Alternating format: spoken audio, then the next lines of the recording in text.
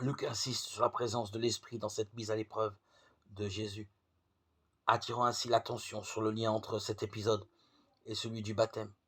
Il fait aussi signe vers le récit de la Passion qui apparaît comme l'ultime combat de Jésus, le retour de Satan, agonie, terme grec signifiant combat, assistance de Dieu médiatisée par l'ange.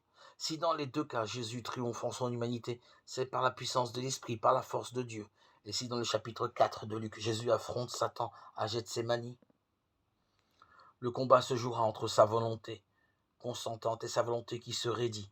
Devant la perspective de la mort, Luc présente ainsi différents aspects du combat spirituel. Quand Satan cherche à nous couper de Dieu ou de la meilleure part de nous-mêmes. Un combat décisif pour notre liberté et notre accomplissement en tant que partenaire de l'Alliance.